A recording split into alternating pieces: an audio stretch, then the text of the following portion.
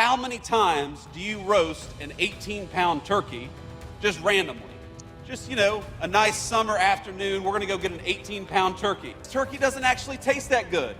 But on Thanksgiving, on the most American holiday, I got a fan over here, on the most American holiday, we're gonna cook a turkey, by God, because that's what Americans do.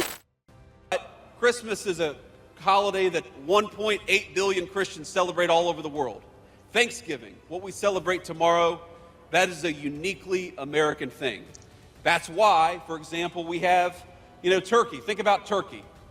Who really likes, be honest with yourselves, who really likes turkey? You're all full of everybody who raised your hand. I know. Think about it. And here's how I know that every single one of you who raised your hand is lying to me. How many times do you roast an 18-pound turkey just randomly? Just, a nice summer afternoon, we're gonna go get an 18-pound turkey. Nobody does it because turkey doesn't actually taste that good. But on Thanksgiving, on the most American holiday, I got a fan over here, on the most American holiday, we're gonna cook a turkey, by God, because that's what Americans do. We cook this gigantic American bird, and we do all kinds of crazy things to make it taste good. I talked to a soldier today, who she said she's gonna deep fry a turkey, and I'm actually gonna deep fry a turkey myself tomorrow. And look, here's the thing. If you've got to deep fry something to make it taste good, it probably isn't that good. That's a pretty good rule of thumb when it comes to food. Chicken is good all the time. Chicken is good when you deep fry it, but it's also good outside of it. But here's the thing about Thanksgiving. It is so American because at the heart of it is the spirit of gratitude. And I know that every single one of you has something tomorrow to be very thankful for and to be grateful for. And that's what I think, really separates. People ask me all the time for advice. And the only piece of advice I can ever give that I think is true for every single person in every circumstance is that the happiest people that I've ever met, the most successful people that I've ever met, they live their life with a spirit of gratitude. They recognize that they would not be there but for the grace of God and a lot of great people in their lives.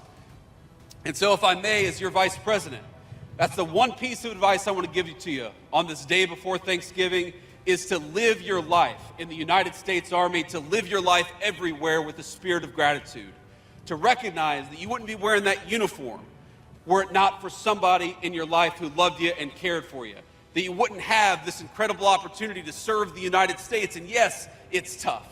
And yes, it's a life of sacrifice. But I happen to believe that the life of service and sacrifice is the greatest blessing that we have in this room today. Because what an amazing country it is that takes people from all walks of life and makes them part of the same United States Army, the same sword and shield for the American people, the same organization that for 250 years has kept us safe.